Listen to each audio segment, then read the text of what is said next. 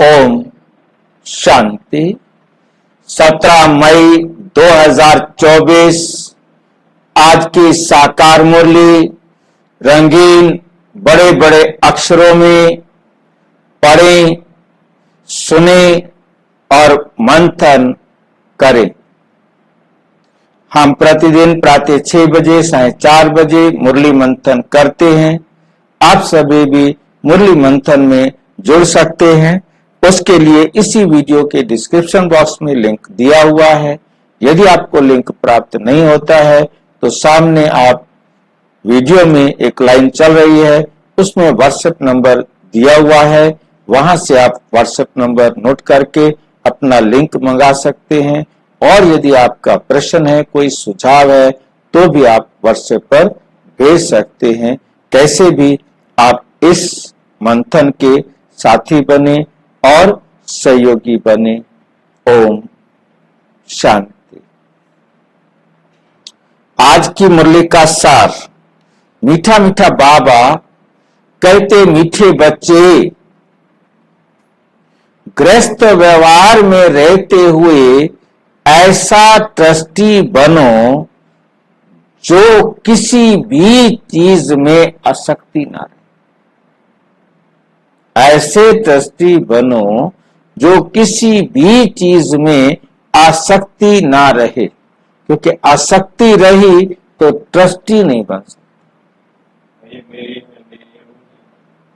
आसक्ति रही तो ट्रस्टी नहीं बन सकते। हमारा कुछ भी नहीं, किसी भी चीज में मेरा नहीं आए, ऐसा बैगर बनो। मतलब कुछ भी मेरा नहीं। और ये बात हमारी बुद्धि में तभी बैठ सकती है जब हमें ये समझ में आ जाए कि ड्रामा में जो वस्तु, जो शरीर, जो आत्मा का साथ जिसे मिलना है वो उस समय उसे मिलेगा। 1 सेकंड कम या अधिक, पहले या लेट नहीं हो सकता। जिस वस्तु को मैंने यूज करना है वो मेरे पास आएगी। कहां से आएगी, कैसे आएगी, उसको सोचने की जरूरत नहीं, क्योंकि वो काम किसका है? ड्रामा का। वो चीज मेरे पास आएगी, चाहे वो कोरोना हो तो चाहे कोई चीज हो, कुछ भी हो, वो 1 सेकंड लेट या पहले नहीं हो सकता। मतलब ये बात हमें बिल्कुल बुद्धि में रहे, फिर हम निश्चिंत रह सकते। कोई भी वस्तु मेरे पास 1 सेकंड फालतू नहीं रह सकती। कितना बड़ा रोग मेरे पास 1 सेकंड फालतू नहीं रह सकता। कितनी बड़ी बीमारी हो, वो 1 सेकंड फालतू मेरे पास नहीं रह सकता।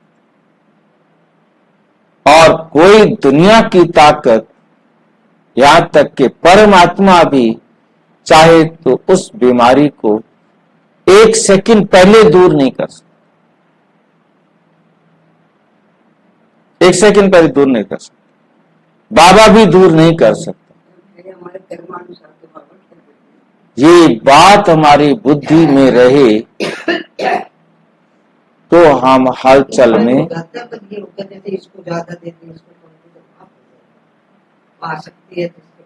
आसक्ति है ना। वही तो बाबा आज कह रहे हैं, आसक्ति वाली बात तो है ना। आसक्ति ना रहे।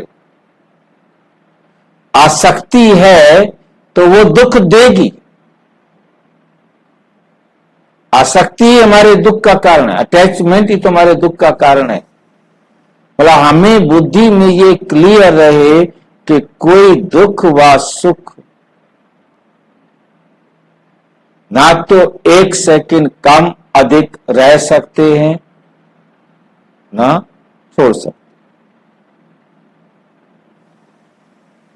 फिर मैं क्यों परेशान हूं? फिर मैं अपनी शान को क्यों छोड़ूं? क्यों मैं अपनी अवस्था को खराब करूं?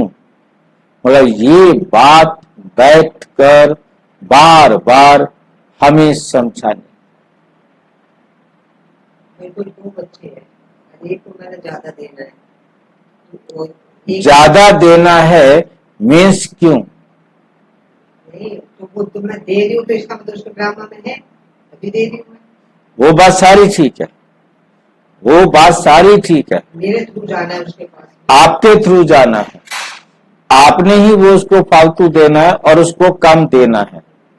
ये मेरे सोचने की बात है कि मैं क्वेश्चन नहीं खड़ा करूं, मैं क्वेश्चन खड़ा नहीं करूं। ये बच्चों को सोचना है कि मैं क्वेश्चन खड़ा नहीं करूं।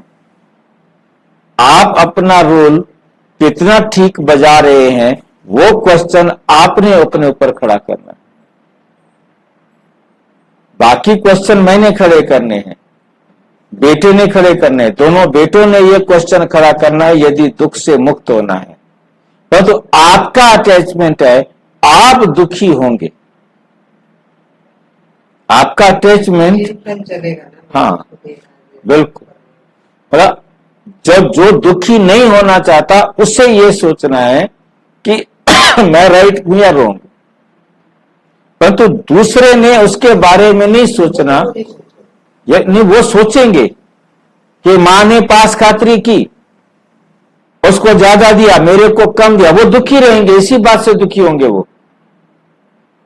मतलब उन्होंने दुख से छूटना है तो वो ये अच्छी तरह समझ ले कि मेरे पास इतना ही आना है भाई, मेरे पास ये आना ही नहीं है, वो उसके पास जाना है, मैं क्यों टेंशन लूं।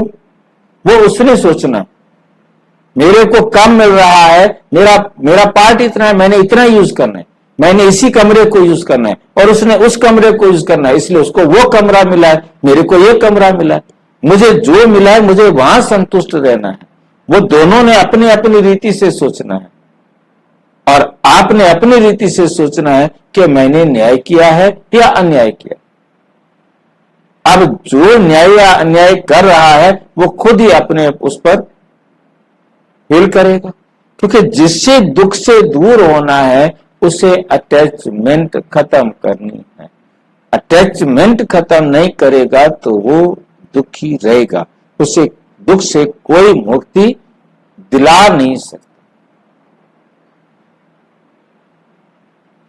सारी जिंदगी रहता है कईयों को, मैंने पक्षपात किया, मैंने पक्षपात किया, मैंने गलती की, मैंने उसको ज्यादा दे दिया, उसको कम दे दिया। वो अलग बात है, वो अलग बात है, परंतु मैंने तो दुखी होना है ना। उसको अपना लगता है मैंने अपना काम खराब, हाँ मैंने अपना काम खराब कर दिया, मैंने क्यों ऐसा किया। तभी ड्रामा का कह देते हैं ना, तभी तो ड्रामा को इससे बचने के लिए बाबा ने डिप्रेशन में ना जाए, इसलिए बाबा ने एक शब्द दिया ड्रामा। परंतु ये समझ में भी तो उसको आएगा ना, दूसरे को तो समझ में नहीं आएगा, वो तो डिप्रेशन में जाएगा। क्योंकि आज का मैं देख रहा था, कहते जी हर एक छठा सातवां व्यक्ति डिप्रेशन में है, नहीं इतना ज्यादा डिप्रेशन आज फैला हुआ है कि हर छठा सातवां व्यक्ति क्या है, डिप्रेशन। क्यों है? सच से दूर है। जितनी देर सच से दूर रहेगा उतनी देर डिप्रेशन में रहेगा। कोई दुनिया की ताकत उसे डिप्रेशन से निकाल नहीं सकती, क्योंकि उसका रोल है, वो सुनेगा भी नहीं। कितना आप उसे कहेंगे वो ज्ञान की बातें सुनेगा भी।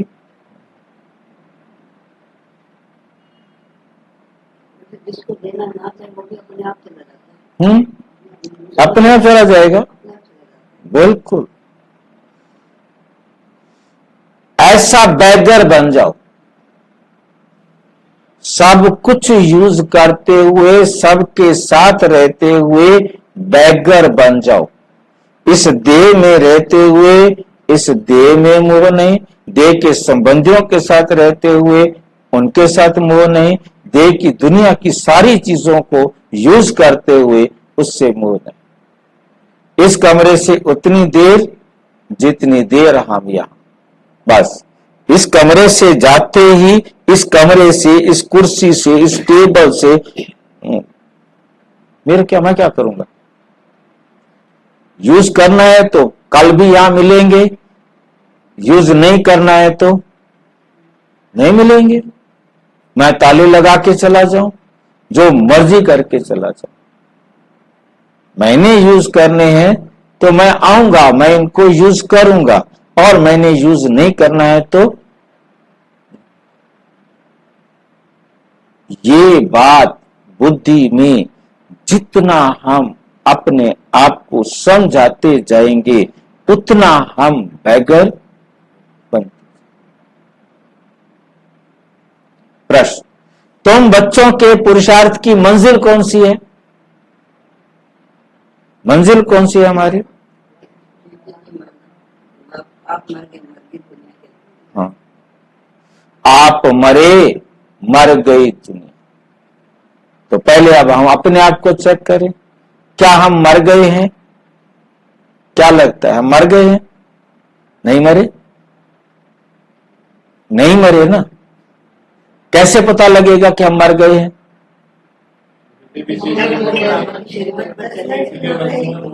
हाँ जी,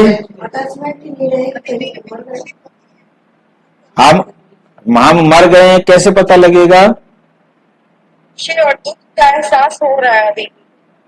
दुख और सुख का एहसास हो रहा है, तब दुख और सुख का एहसास नहीं होगा।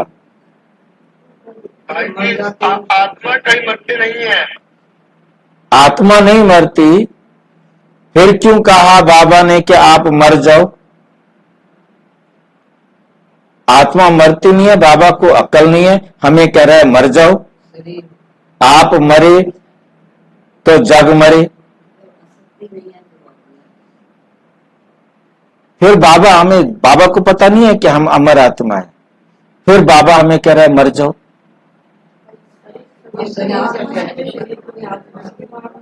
क्योंकि हम अपने आप को मरने वाला शरीर समझते हैं। जब तक हम शरीर से मरेंगे नहीं तो हम आत्मा अपने को समझेंगे कैसे? सच हमारे सामने कैसे आएगा? यदि हम आत्मा अपने आप को समझें तो हमें मरने की जरूरत क्या? हमें पता है कि हम तो अमर हैं, परंतु हम अपने आप को क्या समझे बैठे हैं? ये मरने वाला शरीर समझे बैठे। ये हमारे दुख का कारण है, और हम 63 जन्म से अपने आप को तो पक्का शरीर समझ बैठे। पहले तो ये था मेरा शरीर, अब तो ये समझ लिया मैं शरीर हूं। मेरा शरीर नहीं, मैं शरीर हूं। मैं मर जाऊंगा, मेरी आत्मा निकल कर चली जाएगी। हमने मैं को मेरा बना दिया, मेरे को मैं बना दिया। इसको मारना, क्योंकि जब मुझे, हाँ जी, आत्मा अब अविनाशी है। आत्मा अजर अमर अविनाशी है, परंतु जब हम अपने को अमर आत्मा समझें तब, जब हम समझ ही अपने आप को शरीर रहे हैं तो हम तो अपने को विनाशी समझ रहे हैं।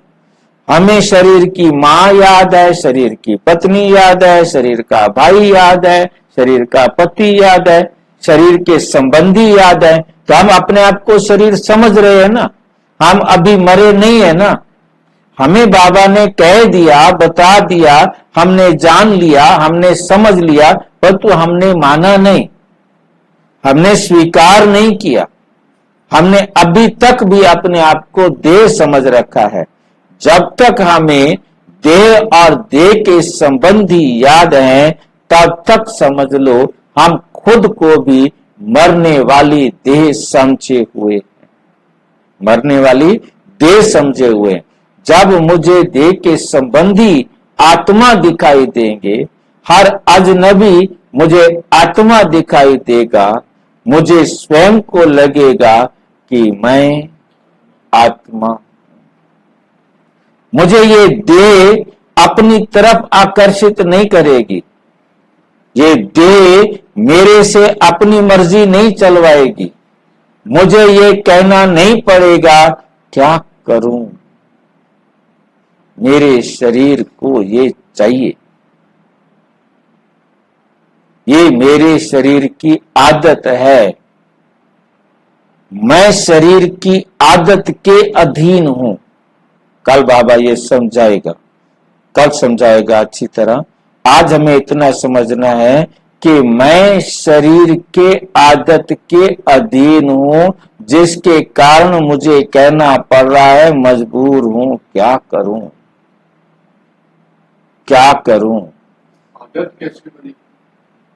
आदत मेरी 63 जन्म से बना रखी है। कैसे क्या बनी? मैंने समझ लिया ये मेरी पत्नी है, ये मेरी माँ है, ये मेरी बहन है, ये मेरा भाई है, ये मेरा बाप है, ये मैंने अपनी आदत बना रखी है। इसमें भी तो आत्मा ही मिक्स है। आत्मा मिक्स नहीं है, आत्मा तो विस्मृत है। आत्मा को तो एक कोने में रख दिया, आत्मा को गैर बना दिया, आत्मा को तो गैर बना दिया। मेरी आत्मा गैर, मैं शरीर हूं, मेरी आत्मा। हाँ जी, ये करा तो आत्मा नहीं है, ये शरीर थोड़ी मैं बोल रहा है, करा तो आत्मा नहीं है। हमारा क्वेश्चन ये है कि शरीर से आत्मा आगे निकल जाती है, डेड बॉडी रह जाती है, ये क्या ये करेगी? मैं थोड़ी कहेगी ये आत्मा मैं तो आत्मा नहीं सोचना, है। आदत, संस्कार, ये कुछ शायद करेगी नहीं करेगी, क्योंकि आत्मा जब इसको प्रवेश करेगी भाई तो आत्मा ने तो कही मेरा शरीर, इसमें तो आत्मा नहीं। आत्मा ने कहा मैं शरीर हूं, मेरी आत्मा निकल कर चली जाएगी, ये कहा आत्मा ने। आत्मा ही कैसे? आत्मा ने भाई कहा, ध्यान दीजिए, कहा आत्मा ने, परंतु क्या समझ करके कहा? शरीर समझ कर कहा, शरीर समझ कर कहा मेरी आत्मा निकल कर चली जाएगी। इसका मतलब मैं कौन हूं? मैं शरीर हूं, मेरी आत्मा निकल कर चली जाएगी, मेरा भाई चला जाएगा, मैं तो ये हूं ना, मैं तो इतना मोटा लंबा तगड़ा शरीर हूं ना। जबकि कहना क्या था कि मैं आत्मा। इसी के लिए ही मैंने एग्जांपल दिया था, आपको चर्चा की थी कि रोल को रियल बना दें तो दुख का कारण। जब हम परम धाम से आए थे तो हम समझते थे ये ड्रेस हमारा रोल है, मैं आत्मा हूं।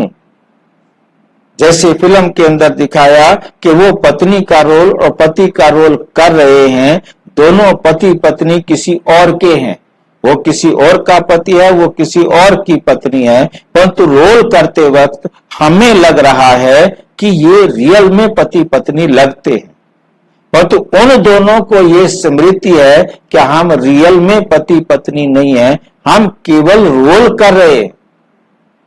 और जिस दिन उन्होंने इस रोल को रियल बना दिया, उस दिन 2 घर बर्बाद हो जाएंगे। ठीक है कि? तो इसी प्रकार से यही हालत हमारी हुई, हमने इस रोल को रियल समझ लिया। अब इस रोल से हमने मरकर रियल समझना है, ये मरना है। अब हमने समझना है कि ये देह मैं नहीं हूं, ये देह के संबंधी नहीं है, ये सब टेम्परेरी रोल है, हम एक्चुअल में आत्मा है और हम सब आत्माएं एक्टर हैं। ये हमने जीते जी मरना है, यही हमारी सबसे ऊंची मंजिल है।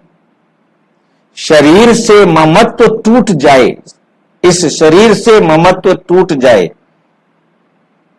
इसके कारण मजबूर ना हो,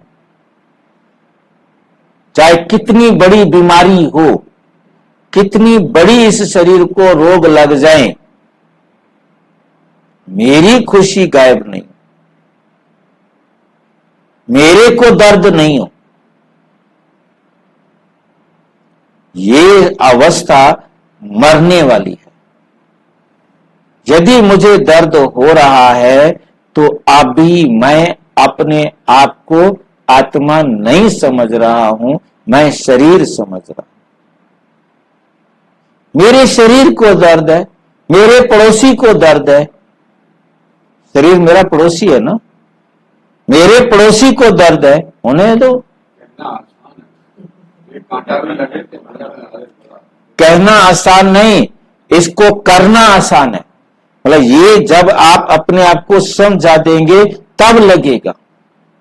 और माँ कितना भी, माँ तो आप बाप है ना, इसलिए आपको नहीं महसूस होता, माँ कितना दर्द उठा सकती है बच्चे के लिए, क्योंकि वो मेरा है, किसी और के लिए नहीं उठा सकती।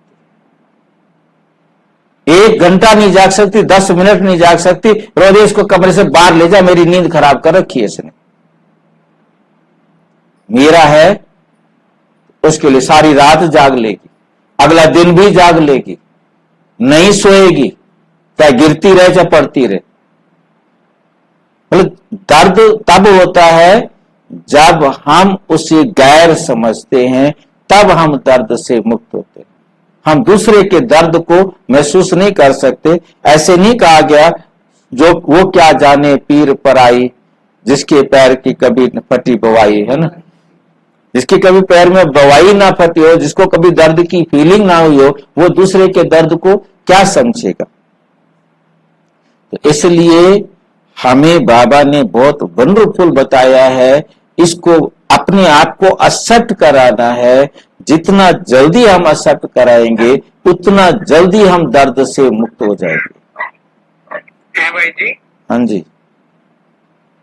प्रैक्टिकली आएगी मतलब स्थिति की, मतलब ना हो। क्यों नहीं आएगी, क्यों नहीं आएगी। लेकिन नहीं मतलब जब अगर मान लो मेरे को सुई लगती है, वो बेशक से थोड़ा मैं आत्मा हूँ, अगर प्रैक्टिकल में मतलब मैं पूछ रहा हूँ।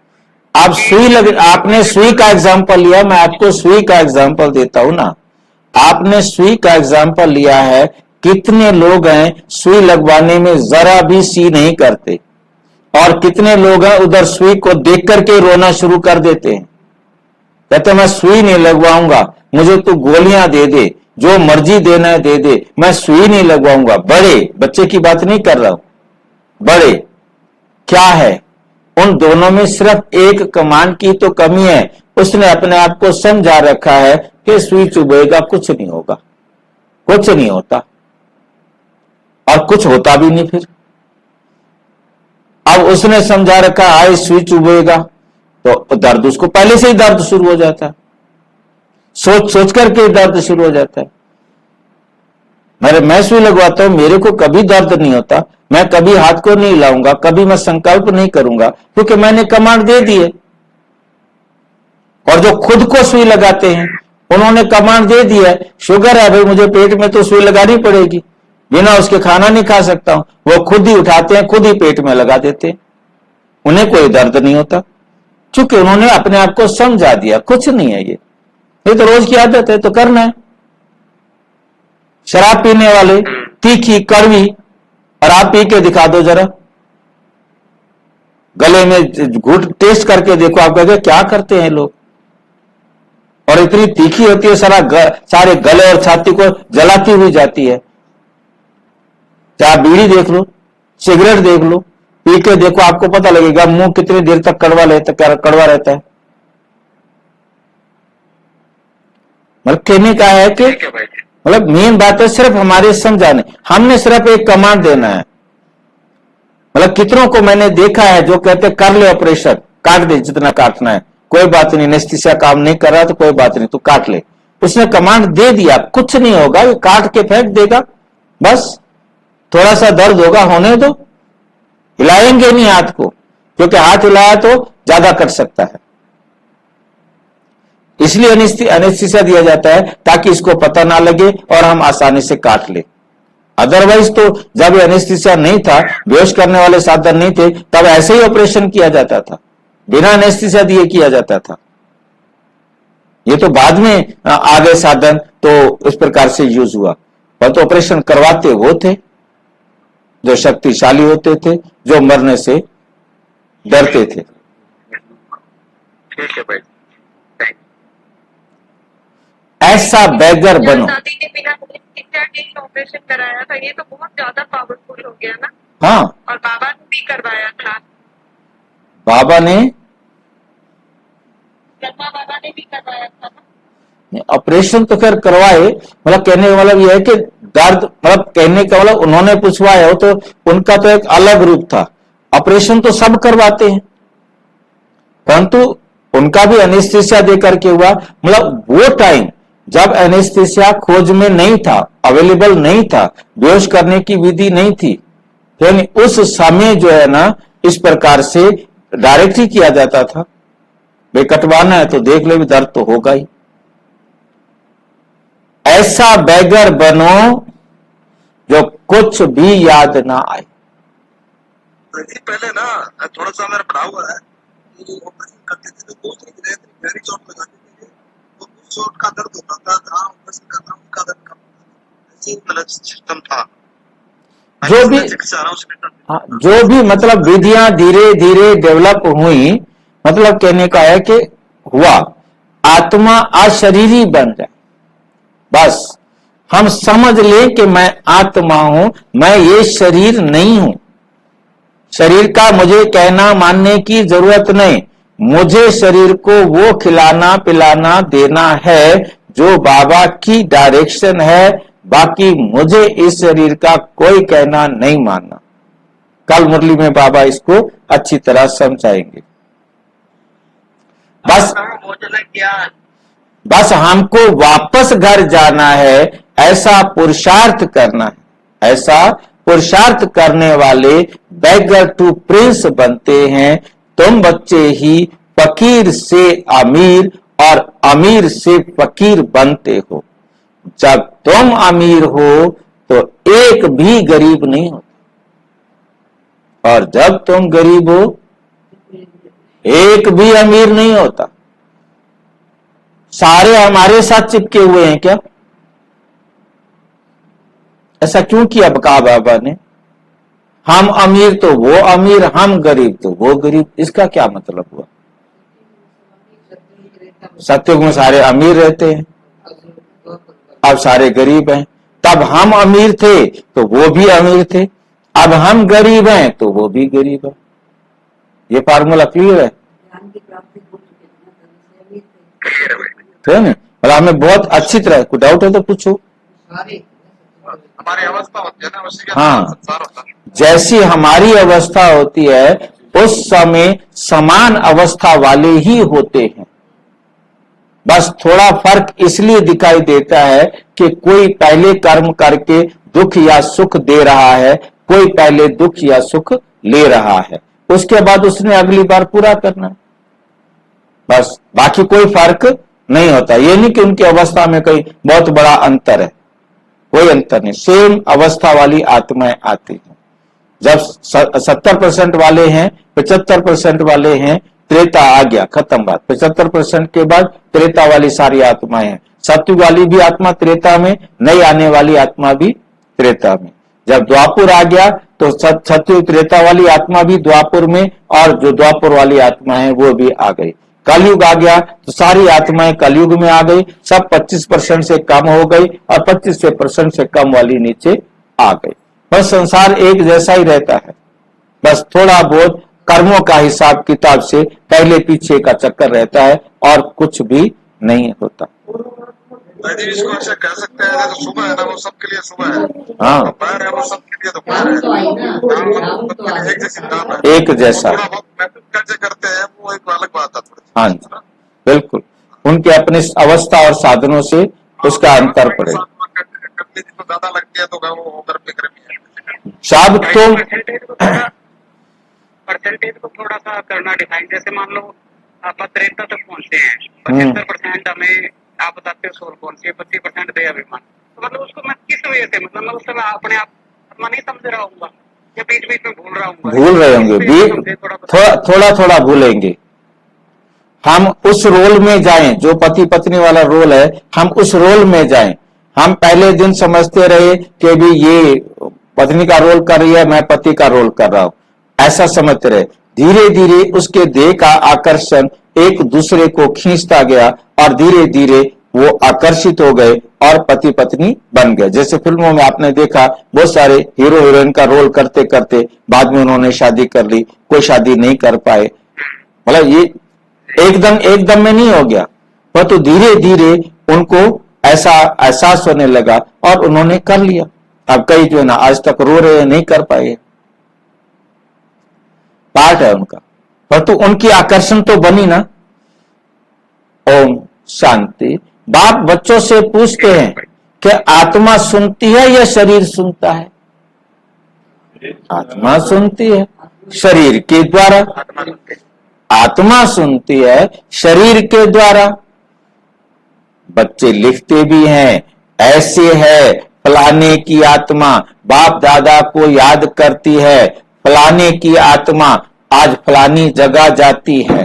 तो वो किसके आधार पर कहते हैं? क्योंकि वो आत्मा उस बिल्डिंग में, उस कमरे में, उस शरीर में रहती है। ये नाम उस शरीर का है, आत्मा वहां रहती है, तो उसका इंट्रोडक्शन दिया जाता है कि फलाने की आत्मा आज उस जगह पर जाती है। ये जैसे आदत पड़ जाती है, हम आत्मा हैं, क्योंकि बच्चों को आत्म अभिमानी बनना है। जहां भी देखते हो, जानते हो, आत्मा और शरीर है और इनमें है दो आत्मा। बाकी सब आत्माएं अपने अपने शरीर में बैठी हैं, परंतु ब्रह्मा बाबा के तन में दो आत्माएं बैठी हैं। एक आत्मा और एक को परम आत्मा कहते हैं। परम आत्मा खुद कहते हैं, मैं इस शरीर में जिसमें इनकी आत्मा भी प्रवेश रहती है, मैं प्रवेश करता हूं। शरीर बिगर तो आत्मा रह नहीं सकती। अब बाप कहते हैं अपने को आत्मा समझो, अपने को आत्मा समझेंगे तब बाप को याद करेंगे और पवित्र बन शांति धाम में जाएंगे। और फिर दैवी गुण भी जितना धारण कर औरों को कराएंगे। स्वदर्शन चक्रधारी बनकर और बनाएंगे। स्वदर्शन चक्रधारी बनकर क्या करेंगे? और बनाएंगे। उतना ऊंच पद पाएंगे। इसमें कोई मूंझते हो तो पूछ सकते हो, ये तो जरूर है। मैं आत्मा हूं। बाप बच्चों को ही कहते हैं, जो ब्राह्मण बने हैं दूसरों को नहीं कहेंगे। बच्चे ही प्रिय लगते हैं, हर एक बाप को बच्चे प्रिय लगते हैं। दूसरे को भल बाहर से प्यार करेंगे, परंतु बुद्धि में ये हमारे बच्चे नहीं हैं। बुद्धि में रहेगा ये हमारे बच्चे नहीं है।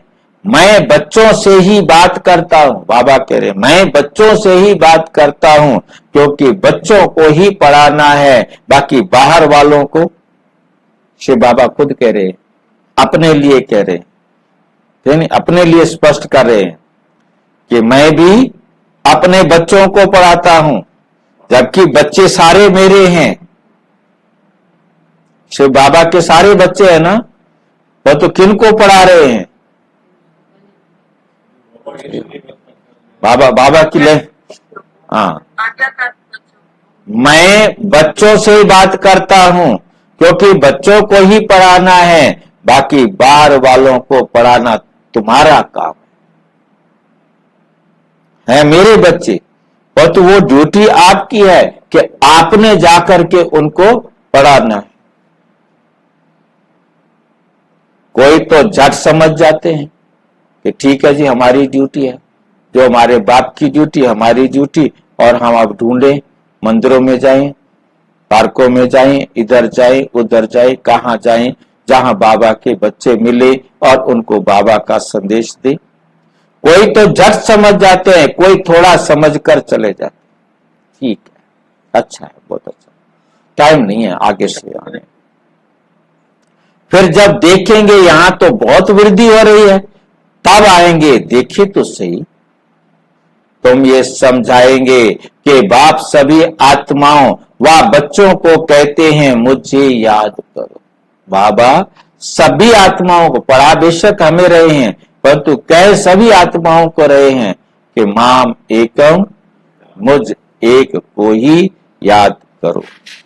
सभी आत्माओं को पावन बाप ही बनाते हैं। वे कहते हैं मेरे सिवाय और कोई को याद ना करो और किसी का कहना नहीं मानो। मेरी अव्यभिचारी याद रखो, जो तुम्हारी आत्मा पावन बन जाएगी। तो क्या होगी? तो तुम्हारी आत्मा पावन बन जाएगी। पतित पावन मैं एक ही हूं, मेरी याद से ही आत्मा पावन बनेगी। इसलिए कहते हैं बच्चों माम एकम याद करो, माम एकम याद करो। बाप ही पतित राज्य से पावन राज्य बनाते। बाप ही क्या करते हैं? पतित राज्य से पावन राज्य बनाते हैं, लिबरेट करते हैं। कहां ले जाते? कहां ले जाते हमें लिबरेट करके? शांति धाम, मुक्ति धाम, परम धाम। और फिर कहां भेज देते हैं? सुख धाम। मूल बात यह है पावन बनने की। 84 का चक्र समझाना भी सहज है, चित्र देखने से ही निश्चय बैठ जाता है। इसलिए बाबा हमेशा कहते रहते हैं म्यूजियम खोलो। क्या खोलो? म्यूजियम खोलो भक्ति से। इसका क्या मतलब होता है? म्यूजियम खोलो भक्ति से। जैसे कोई मंदिर बड़ा सुंदर बनाया जाए तो उधर ज्यादा जाएंगे लोग, क्या नहीं? भक्का है ना। बाकी राम का मंदिर चाहे वो गुड़गांव में हो, चाहे किसी छोटे गांव में हो, तो चाहे अयोध्या में हो, है तो राम का ही मंदिर ना। परंतु जो भवका है वही देखने जा रहे हैं, उसी की भीड़ वहां लगी हुई है। तो इसलिए बाबा कहते आज ये दुनिया के अंदर भवका है, इसलिए म्यूजियम बनाओ, सुंदर सुंदर म्यूजियम बनाओ, सुंदर सुंदर सेंटर बनाओ। तो बना रहे हैं, जिनका वो पार्ट है वो अपना वैसा मंदिर वैसे बना रहे हैं। तो मनुष्यों को भवका खींचेगा। जितना बढ़िया मंदिर होगा तो वहां ज्यादा लोग आएंगे, जहां कम होगा तो वहां कम आएंगे। छोटा मंदिर है तो थोड़े लोग आएंगे, भवका खींचेगा। बहुत आएंगे। तुम यही सुनाएंगे कि हम बाप की श्रीमत पर ये बन रहे हैं। बाप कहते हैं माम एकम याद करो और देवी गुण धारण करो। बैज तो जरूर साथ होना चाहिए। तो हम जानते हो हम बैगर टू प्रिंस बनेंगे, हम बैगर टू प्रिंस बनेंगे। पहले तो श्री कृष्ण बनेगा ना। श्री कृष्ण से पहले तो कोई जन्म ले नहीं सकता। तो सबसे पहले बैगर टू प्रिंस कौन बनेगा? कृष्ण बनेगा। जब तक श्री कृष्ण ना बने, जब तक श्री कृष्ण ना बने तब तक श्री नारायण बन ना सके, क्योंकि श्री कृष्ण ने ही श्री नारायण बनना।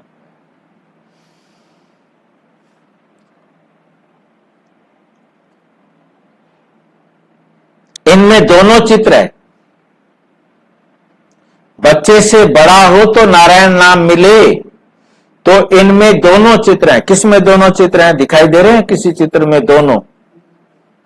आप सीढ़ी वाले चित्र को देखेंगे तो ऊपर कृष्ण को भी खड़ा किया है और लक्ष्मी नारायण को भी खड़ा किया है।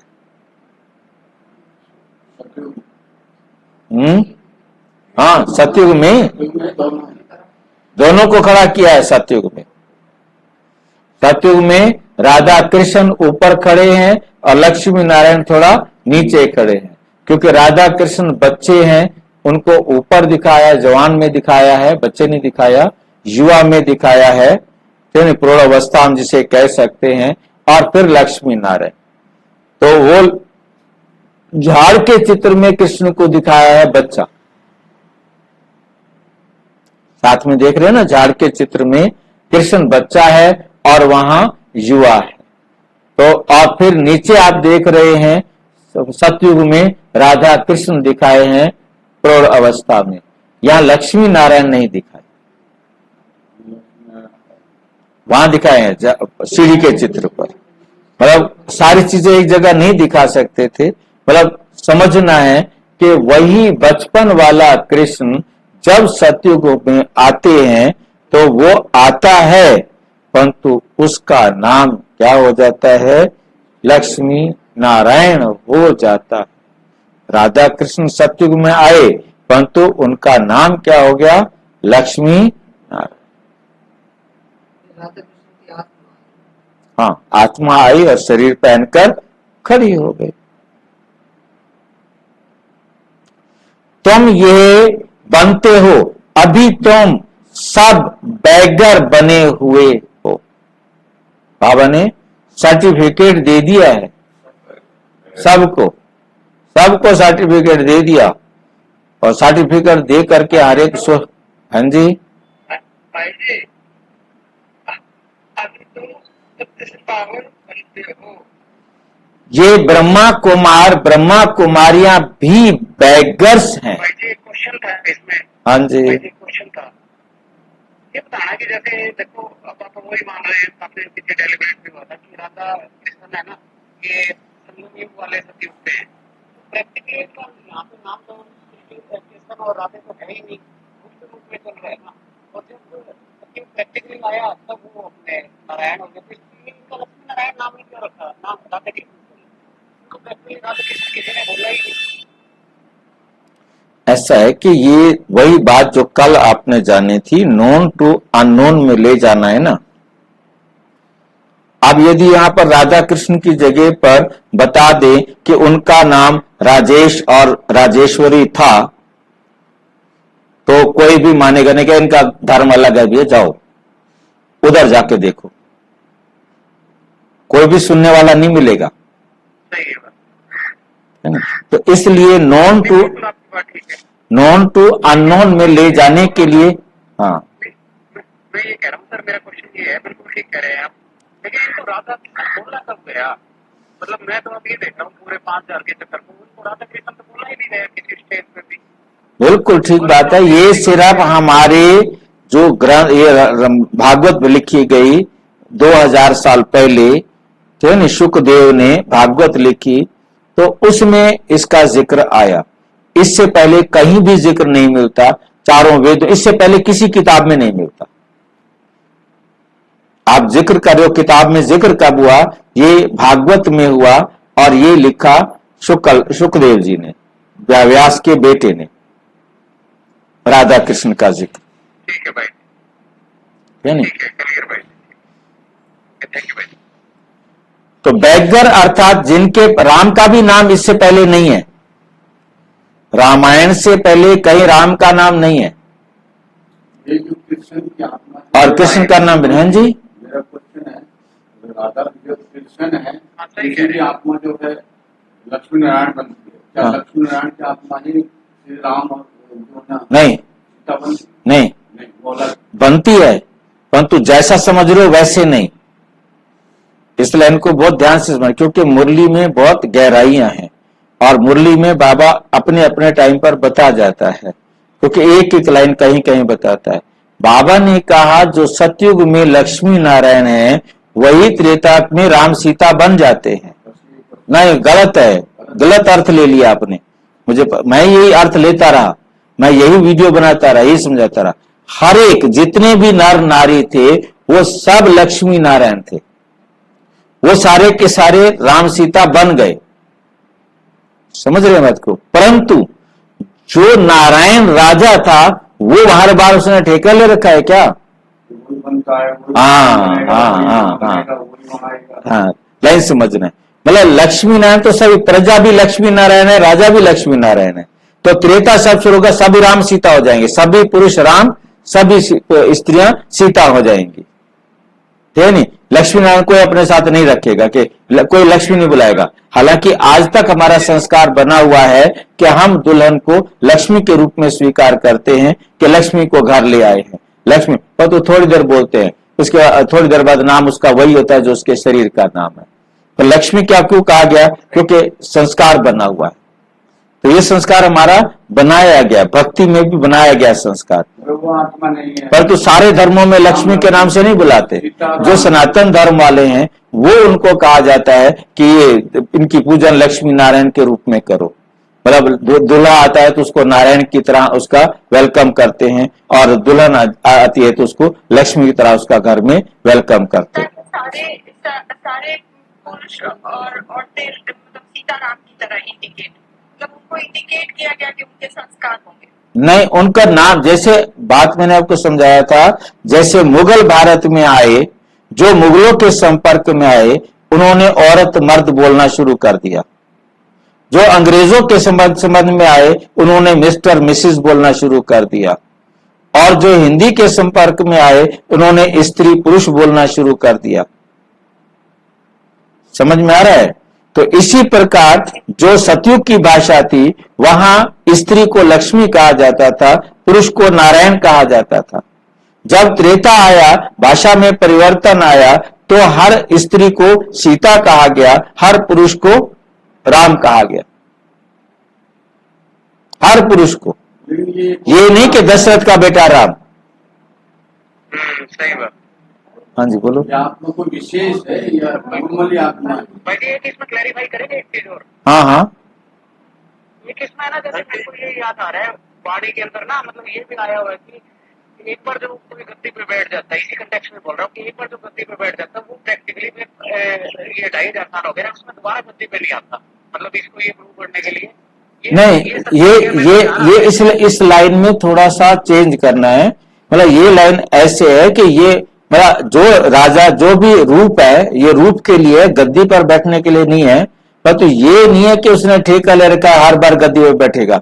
अब पॉसिबल ही नहीं है। पहली बात हम समझ ले कि नारायण ही जब गद्दी पर बैठा है, जब नारायण गद्दी पर बैठा है तो 33 साल का 35 साल का हो गया था। तो जब वो गद्दी पर बैठा तो 30-35 साल राज्य करेगा, 40 साल राज्य करेगा। उसके बाद वो दूसरे को राज्य सौंप देगा जो योग्यता होगी। वहां पर योग्यता हमको दिया जाता है। ये नहीं कि मेरा बेटा है इसको राजगद्दी पर बिठाना है। ये तो तब विकृत होता है, तब राजगद्दी पर बैठना शुरू होता है। सही बात है। ठीक है नहीं? तो ये जो है ना, जो योग्यतम होता था उसको राजा बना दिया। अब एक राजा ने 30-35 साल राज्य करना है, ये नहीं कि 150 साल राज्य करना है। और उसके बाद दूसरा राजा बैठेगा तो वो भी कोई ना कोई, उसका नाम नारायण ही होगा ना, होगा तो वो नारायण शरीर का नाम उसका पहचान के लिए कुछ और होगा। भाई जी इसलिए कहते हैं ना कि नारी ऐसी करनी करेगी लक्ष्मी बन जाए, और नर ऐसी करनी करेगी नारायण बन जाए। ये भक्ति मार्ग की लाइन है, ज्ञान मार्ग की नहीं है। भक्ति मार्ग की लाइन है। वो समझते हैं कि स्त्री ने ठेका ले लिया है कि हर जन्म में उसने स्त्री बनना है, और पुरुष ने ठेका ले लिया है उसने हर जन्म में पुरुष बनना है। 7 जन्म तक वो मारता भी रहेगा, पीटता भी रहेगा, वही उसका पति बनेगा। वो उसके लिए करवा चौथ का व्रत भी रखेगी, मेरे को मारे पीटे जो मर्जी करे, पर तो मुझे 7 जन्म तक यही पति मिलना चाहिए। चाहे अंदर गालियां निकाल रही हो, पर तो बाहर से व्रत जरूर रखेगी कि मेरे को इस जन्म में भी ये छुटकारा मिल जाए इससे, परंतु व्रत जरूर रखेगी। वरना पड़ोस वाली सारी औरतें कहेंगी इसने अपने पति को से प्यार ही नहीं है इसको। भाई जी हाँ जी। 108 वाले जो है 108 के माला वाले हैं, वो वही राजगद्दी उनकी फिक्स है क्या? हाँ, सीट उनकी वही फिक्स है, वही 108 में आएंगे। दूसरी कोई आत्मा 108 में नहीं जा सकती। एक बार बाबा ने क्लियर किया था मुरली में कि जो 108 के माला में आएंगे वो राजा महाराजा के ही परिवार के होंगे। नहीं, राजा परिवार के तो होंगे। 108 राजा सतयुग में बनेंगे, 8 नहीं 108 राजा बनेंगे। और वो जरूर कहीं, हाँ बोलो। 108 की बात बता रहा हूँ। 108 के माला वाले जो हैं वो सब राजाएं ही हैं, राजा और तो महाराजा। वो राजाए महाराजाए होंगे, परिवार में आसपास कर्मों के हिसाब से जन्म लेते रहेंगे। कोई भाई बन गया, कोई बहन बन गया, कोई कुछ बन गया, कोई कुछ बन गया, किसी ना किसी संबंध में वो रहेंगे आसपास। ठीक है। कोई कोई को हम बेगर नहीं कहेंगे। भाई जी, हाँ जी, भाई जी एक मिनट।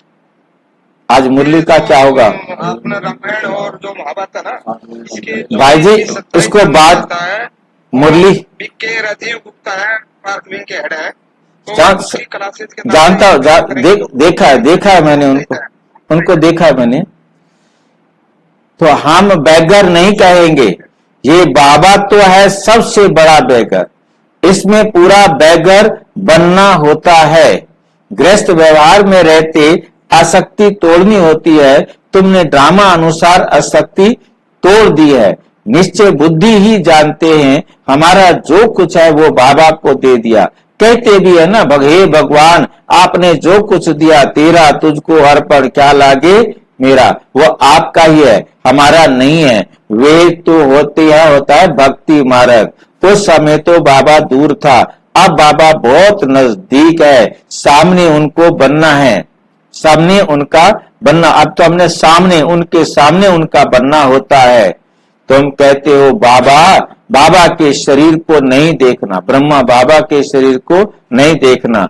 बुद्धि चली जाती है ऊपर, बल ये लोन लिया हुआ शरीर है, परंतु तुम्हारी बुद्धि में है। हम शिव बाबा से बात करते हैं, ये तो किराए पर लिया हुआ रथ है, उनका थोड़े ही है। ये तो जरूर है, जितना बड़ा आदमी होगा तो किराया भी बहुत मिलेगा। मकान मालिक देखेगा, राजा मकान लेता है तो 1000 किराए का मकान 4000 बोल देगा, क्योंकि समझते हैं ये तो धनवान है। राज्य लोग कभी भी बोलेंगे नहीं कि ये तो जास्ती लेते हो, नहीं। उन्हों को पैसे आदि की परवाह ही नहीं रहती। वो खुद कोई से बात नहीं करते, प्राइवेट सेक्रेटरी ही बात करते हैं। आजकल तो रिश्वत बिगर काम नहीं चलता। बाबा तो बहुत अनुभवी है, वो लोग बड़े रॉयल होते हैं। चीज पसंद की बस फिर सेक्रेटरी को कहेंगे इनसे फैसला कर लो, जाओ। ऐसे मोल खोल कर रखेंगे। महाराजा महारानी दोनों आएंगे, माल को ऐसे खोल कर रख देते हैं। महाराजा महारानी आएंगे, जो चीज पसंद आएगी उन तरफ आंख से इशारा करेंगे। सेक्रेटरी बात कर बीच में अपना हिस्सा निकाल लेते हैं। इसको कोई राजाएं साथ में पैसा ले आते हैं, सेक्रेटरी को कहेंगे इनको पैसा दे दो। बाबा तो सबके कनेक्शन में आए हैं, जानते हैं कैसे कैसे उन्हों की एक्ट चलती है। जैसे राजाओं को के पास खजांची रहते हैं, वैसे यहाँ भी शिव बाबा का खजांची है। ये तो ट्रस्टी है, बाबा का इनमें कोई मोह नहीं है। इसने अपने पैसे में ही मोह नहीं रखा, सब कुछ शिव बाबा को दे दिया, तो फिर शिव बाबा के धन में मोह कैसे रखेंगे। ये ट्रस्टी है, जिनके पास धन रहता है। आजकल तो गवर्नमेंट कितना जांच करती है, विलायत से आते हैं तो एकदम अच्छी रीति जांच करते हैं। अब तुम बच्चे जानते हो कैसे बेगर बनना है, कुछ भी याद ना आए, आत्मा अशरीरी बन जाए, इस शरीर को भी अपना ना समझे, हमारा कुछ भी ना रहे। बाप समझाते हैं अपने को आत्मा समझो, अभी तुमको वापस जाना है।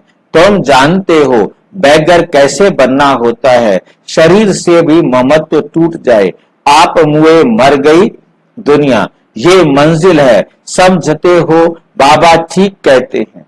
अब हमको वापस जाना है। शिव बाबा को तुम जो कुछ देते हो उसका फिर रिटर्न में दूसरे जन्म में मिल जाता है। इसलिए कहते हैं ये सब कुछ ईश्वर ने ही दिया है। आगे जन्म में ऐसा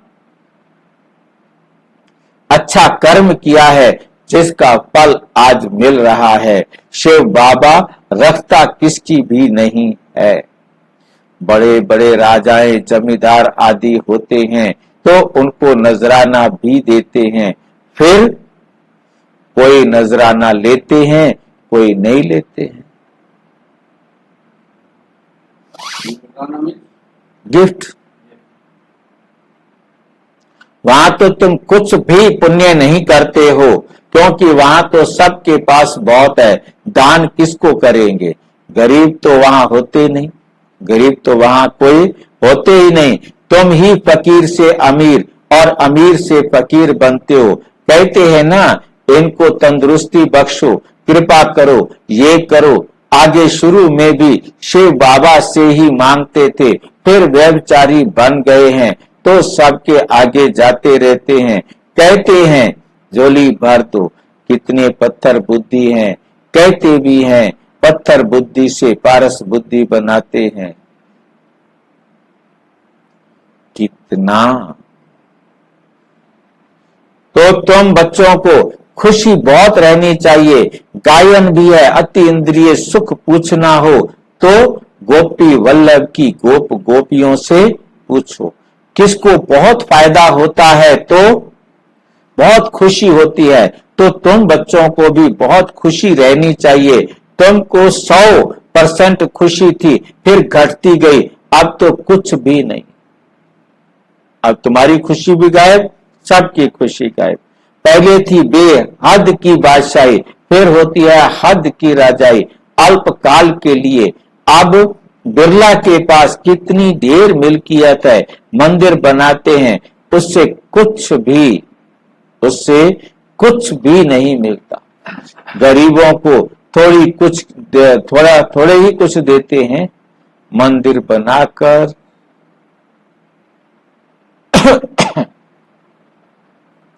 मंदिर बनाया जहां मनुष्य जाकर माथा टेकेंगे। हाँ, गरीब दान में देते हैं तो उनका रिटर्न भी मिल सकता है। धर्मशाला बनाते हैं तो बहुत मनुष्य जाकर वहां विश्राम पाते हैं, तो दूसरे जन्म में अल्पकाल के लिए सुख मिल जाता है। कोई हॉस्पिटल बनाता है तो भी उसे अगले जन्म में अल्पकाल का सुख मिल जाता है।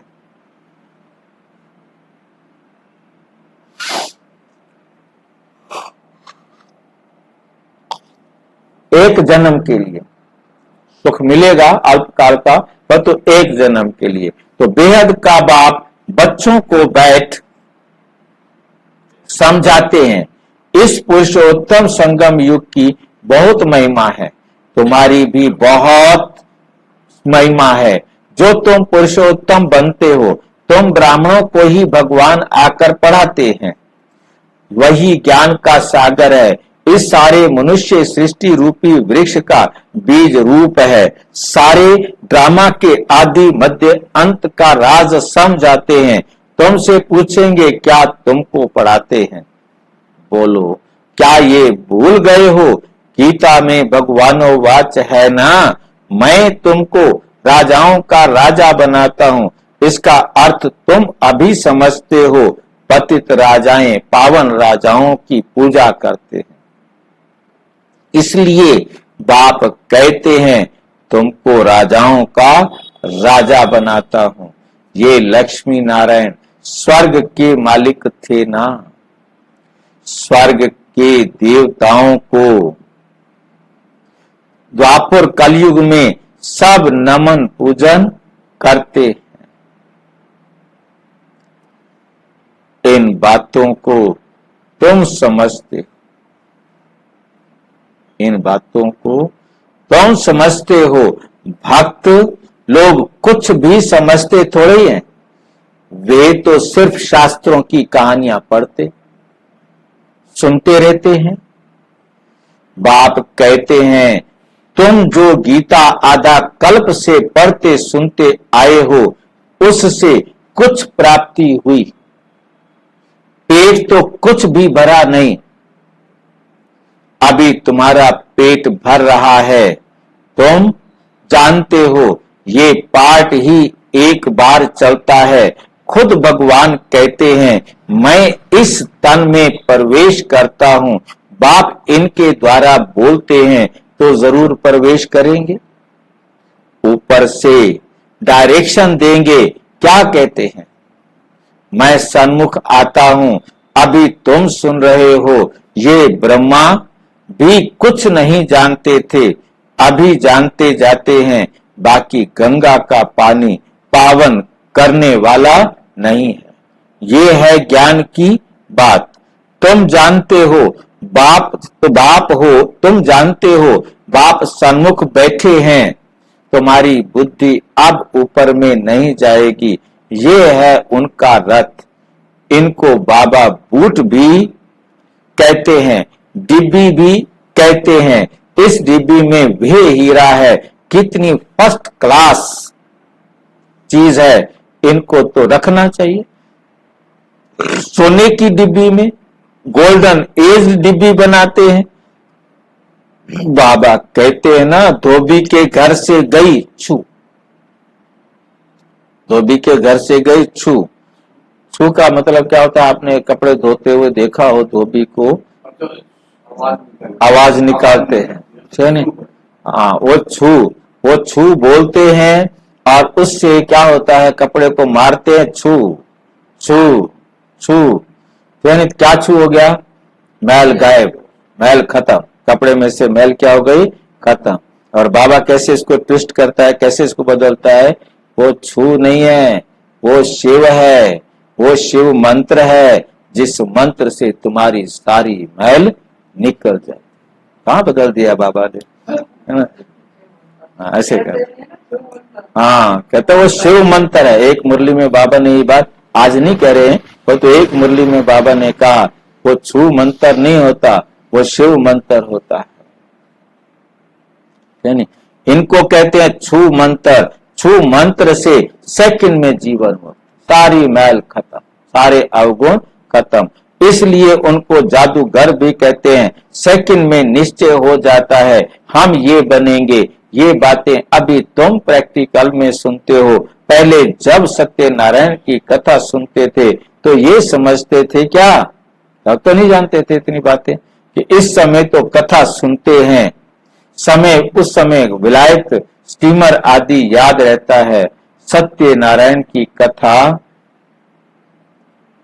सुनकर फिर मुसाफरी पर जाते हैं। पहले सत्यनारायण की कथा सुनते हैं, फिर मुसाफरी पर जाते हैं। कहते सत्यनारायण की कथा सुन करके जाओ, अपनी वाइफ को समझा के जाओ, ठीक है? वो तुम्हारे लिए शुभ संकल्प करे, तुम्हारे लिए सत्यनारायण की कथा करे, तो तुम सुरक्षित घर वापस आ जाएंगे। नाव डूब जाएगी तो भी घर बुला लो। वे तो फिर लौट आते थे। बाप तो कहते हैं तुमको फिर इस छीछी दुनिया में लौटना नहीं है। बाकी तो शरीर छोड़ते हैं, वो लौट आते हैं।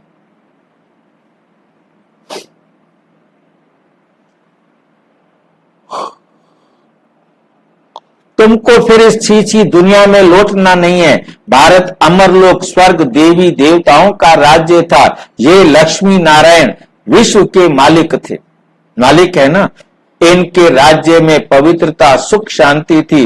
दुनिया भी यह मांगती है विश्व में शांति हो, सब मिलकर एक हो जाएं। अब इतने सब धर्म मिलकर एक कैसे होंगे? हर एक का धर्म अलग, फीचर्स अलग अलग। सबके फीचर्स क्या हैं? सबका एक कैसे होगा? सबके एक जैसे फीचर्स नहीं हो सकते। वे तो है ही शांति धाम, सुख धाम। वहां एक धर्म, एक राज्य, एक भाषा होती, दूसरा कोई धर्म ही नहीं। जो ताली बजे, ताली बजना माना लड़ाई होना, झगड़ा होना। एक हाथ से ताली नहीं बजती। इसको विश्व में शांति कहा जाता है।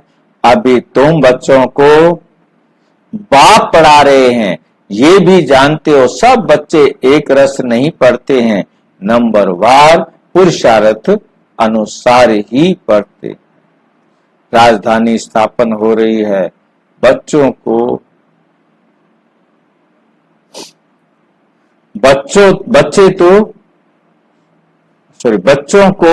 कितना समझदार बनाया जाता है।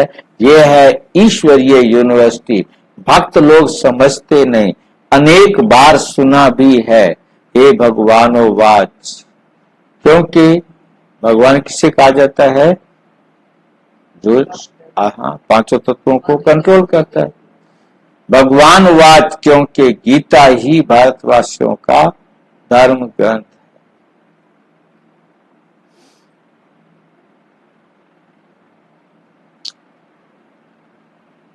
गीता की तो अपरंपार महिमा है। सर्वशास्त्रमयी शिरोमणि भागवत गीता कहा जाता है। शिरोमणि अर्थात श्रेष्ठ ते श्रेष्ठ पतित पावन सदगति दाता है ही एक भगवान, जो सभी आत्माओं का बाप है। भारतवासी अर्थ को समझते नहीं, बेसमझी से सिर्फ कह देते हैं सब भगवा भाई भाई हैं। अभी तुमको बाप ने समझाया है, हम भाई भाई हैं, हम शांति धाम के रहने वाले हैं, हम यहाँ पाठ बजाते, हम यहाँ पाठ बजाते हैं। बाप को भी भूल जाते हैं, बाप को भी भूल जाते हैं, तो घर को भी भूल जाते हैं। जो बाप भारत को सारा विश्व याद करता है, जिस बाप को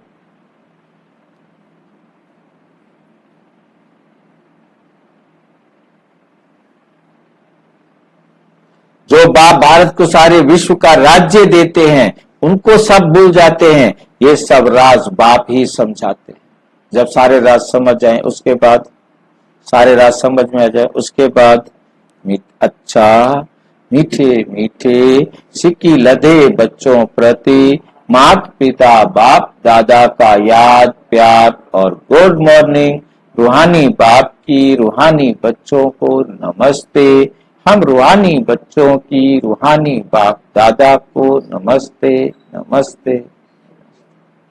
धारणा के लिए मुख्य सार नंबर 1, अतीन्द्रिय सुख का अनुभव करने के लिए स्मृति रहे कि यही पुरुषोत्तम संगम युग है, जबकि हमें भगवान पर आते हैं जिससे हम राजाओं का राजा बनेंगे। अभी ही हमें ड्रामा के आदि मध्य अंत का ज्ञान है। अब वापस घर जाना है, इसलिए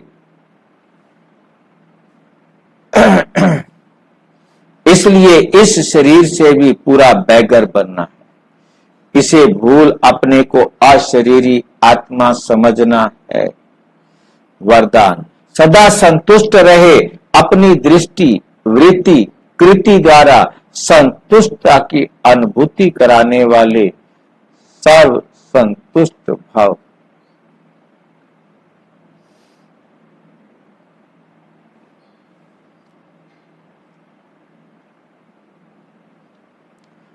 ब्राह्मण कुल में विशेष आत्माएं वो हैं जो सदा संतुष्टता की विशेषता द्वारा स्वयं भी संतुष्ट रहते हैं और अपनी दृष्टि वृत्ति और कृति द्वारा औरों को भी संतुष्ट करते हैं। ये संतुष्ट वही संतुष्ट मणियां हैं जो सदा संकल्प बोल संगठन के संबंध संपर्क व कर्म में बाप दादा द्वारा अपने ऊपर संतुष्टता के गले का हार बनते, राज्य अधिकारी बनते हैं।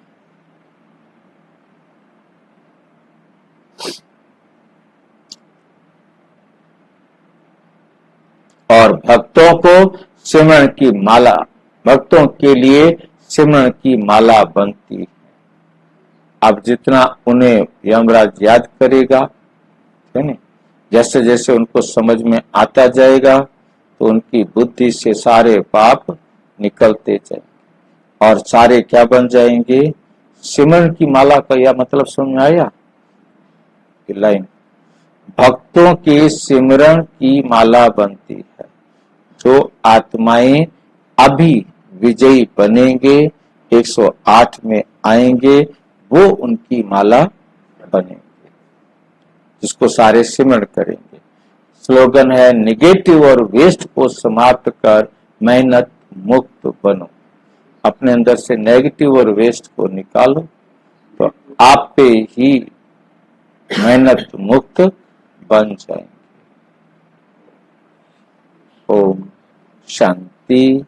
और अच्छी तरह से समझना हो तो प्रजापिता ब्रह्मा कुमारी ईश्वरीय विश्वविद्यालय के किसी भी सेवा केंद्र पर संपर्क करें और यदि कोई प्रश्न है तो 9213106986 पर केवल टेलीग्राम करें, 9650692270 पर केवल व्हाट्सएप करें। ओम शांति। हमारी राम सीता की आत्मा के बारे में